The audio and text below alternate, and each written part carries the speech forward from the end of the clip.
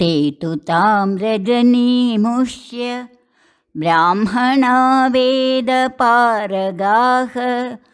उबदस्तुरुबस्तानं सह राजपुरोहिताः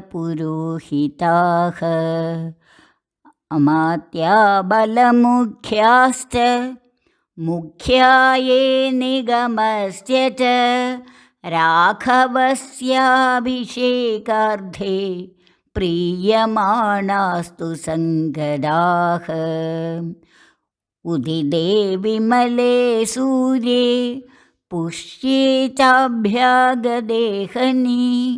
लग्ने कर्कटके जन्म रामस्य समुपस्थिते अभिषेकाय रामस्य द्विजेन्द्रैरुपकल्पितं काञ्चनाजलकुम्भाश्च भद्रपीठं स्वलङ्कृतं रथश्च सम्यगास्तीर्णो भास्वदा व्याघ्रचर्मणा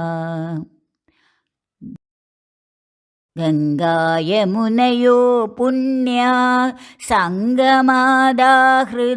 जलं याश्चान्या सरितः पुण्या ह्रदाः कूपा सरांसि च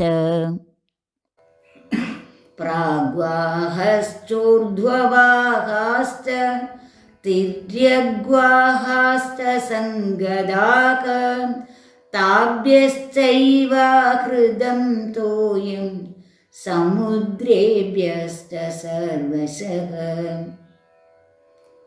सजलाक्षीरिभिश्चन्ना खडाः काञ्चनराजदाः पद्मोत्पलयुधा भान्ति पूर्णाः परमवारिणा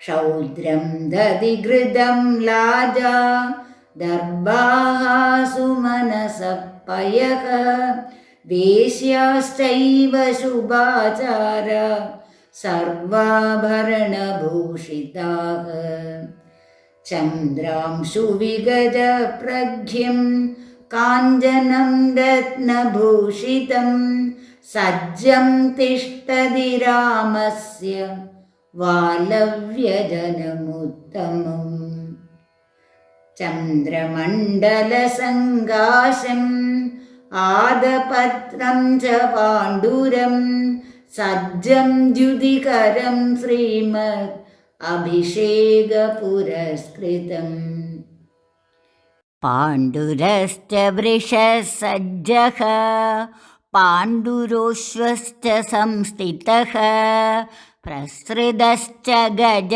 श्रीमान् औपवाह्य प्रतीक्षते तौ च कन्यामङ्गल्याः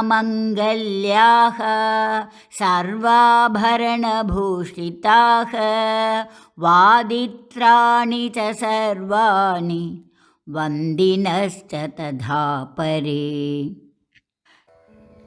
इक्ष्वाकूणां यदा राज्ये सम्प्रियेदाभिषेचनं तथा जातीयमादाय राजपुत्राभिषेचनं ते राजवजना तत्र समवेदामहीपतिम् अवश्यं दुब्रुवन् को नु राज्ञो न प्रतिवेदयेत् न पश्यामश्च राजानम् उदितश्च दिवाकरः यौवराज्याभिषेकश्च सज्जो रामस्य धीमतः इति तेषु ब्रुवाणेषु सार्वभौमान् महीपतीन् अब्रवीतानिदं वाक्यं सुमन्द्रो राजसत्कृतः रामं राज्ञो नियोगेन त्वरया प्रस्थितोऽस्म्यहं पूज्या राज्ञो भवन्तस्तु रामस्य च विशेषतः। अयं पृच्छामि वचना सुखमायुष्मतामहं राज्ञः सम्प्रति बुद्धस्य यच्चागमनकारणम्।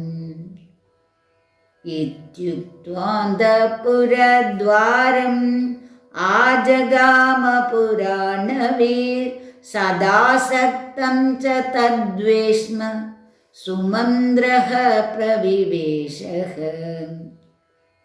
तुष्टावास्य तदा वंशं प्रविश्य स विशाम्पदेः शयनीयं नरेन्द्रस्य तदा साद्य व्यतिष्ठद।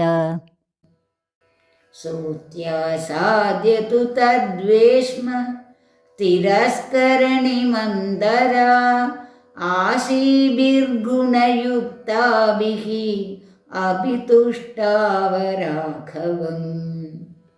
सोमसूर्यौ च कागुस्त शिववैश्रवणावपि वरुणश्चाग्निरिन्द्रश्च विजयं प्रदिशन्तु ते। यथा साङ्गाश्च वेदा वै ब्रह्माणं बोधयन्ति ते तथा त्वां धीरबोध्यामि युत्तिष्ठ पुरुषर्षभ। गता भगवती रात्रिः अहः शिवमुपस्थितं बुद्ध्यस्त्वनरशार्दूल कुरु कार्यमनन्तरम्। ब्राह्मणा बलमुख्याश्च नैगमाश्चागदा नृपाः दर्शनं तेऽपि काङ्क्षन्ते प्रतिबुध्यस्व राघव।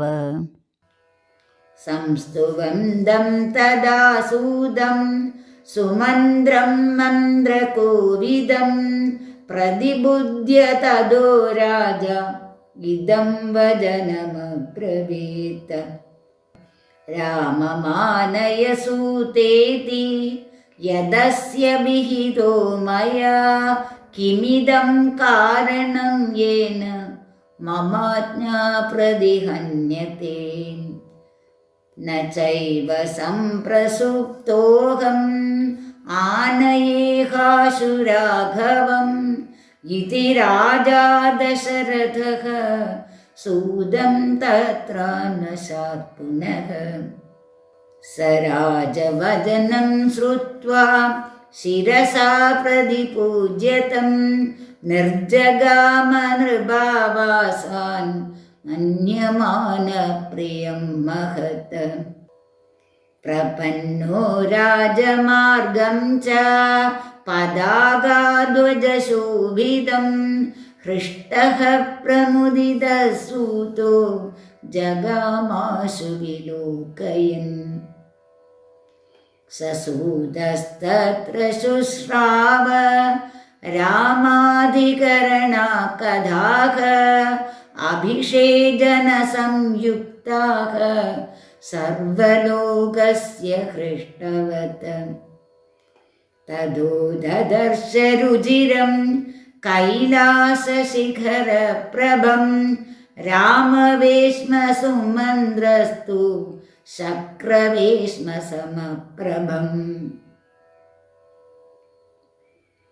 महाकवाडविहिदं विदर्दिशदशोभिदं काञ्चनप्रतिमैकाग्रं मणिभिद्रुमतोरणम्। शारदाभ्रघनप्रज्ञं दीप्तमेरुगृहोपमं मणिभिर्वरमाल्यानां सुमहद्भिरलं कृदं मुक्तामणिभिराकीर्णं चन्दनागरुधूपितं गन्धान्मनोज्ञान् विसृज दार्दूरं शिखरं यथा सारसैश्च मयूरैश्च विनदद्भिर्विराजितं सुहृदः मृगाकीर्णं सुकीर्णं भक्तिभिस्तथा मनश्चक्षुश्च भूतानाम् आददत्तिग्मतेजसा चन्द्रभास्करसङ्काशं कुबेरभवनोपमं महेन्द्रधाम प्रदिमं नानापक्षिसमाकुलं मेरुशृङ्गसमं सूदो रामवेश्मददर्शः उपस्थितैः समाकीर्णं जनैरञ्जलिकारिभिः उपादाय समाक्रान्दै तथा जानपदैर्जनैः रामाभिषेकसुमुखै उन्मुखैः समलं कृदं महामेघसमप्रख्यम् उदग्रं सुविभूषितं नानारत्नसमाकीर्णं कुब्जकैरातकावृतं सवाजियुक्तेन रथेन सारथिः नराकुलं राजकुलं विराजयन् वरूधिना राजगृहाभिपादिना पुरस्य सर्वस्य मनांसि हर्षयन् ततः समासाद्य महाधनं महत् प्रहृष्टरोमास बभूव सारथिः मृगैर्मयूरैश्च समाकुलोल्बणं गृहं वराहस्य सजीपतिरिव स तत्र कैलासनिभास्वलङ्कृताः प्रविश्य कक्ष्यास्त्रिदशालयोपमाः प्रियान्नरान् राममते स्थितान् बहून् अपोह्य शुद्धान्तमुपस्थितोरधीन् स तत्र शुश्रावच हर्षयुक्ता रामाभिषेकार्थकृदा जनानां नरेन्द्रसूनोरभिमङ्गलार्थाः सर्वस्य लोकस्य गिरप्रहृष्टः महेन्द्रसदमप्रतिमं तु वेश्म रामस्य रम्यं मृगपक्षिदुष्टं ददर्श मेरोरिव शृङ्गमुच्छं विभ्राजमानं प्रभया सुमन्द्रः उपस्थितैरञ्जलिकारकैश्च सोवायनैर्जानपदैश्च मर्त्यैः कोट्यापरार्धैश्च विमुक्तयानैः समाकुलं द्वारपदं ददर्श ततो महामेघमहीधराभं प्रभिन्यमत्यङ्कुशमप्रसह्यं रामौपवाह्यं रुचिरं ददर्श शत्रुञ्जयं नागमुदग्रकायम् स्वलङ्कृतान् साश्वरदान् सकुञ्जरान् अमात्यमुख्यान् शतशश्च वल्लभान् व्यपोह्य सूदः सहितान् समन्ददः समृद्धमन्दपुरमाविवेश रुदद्रिकूडाचलमेघसन्निभं महाविमानोत्तमवेश्मसङ्घव अवार्यमाणः प्रविवेश सारथिः प्रबोधरत्नं मकरो यथार्णवम्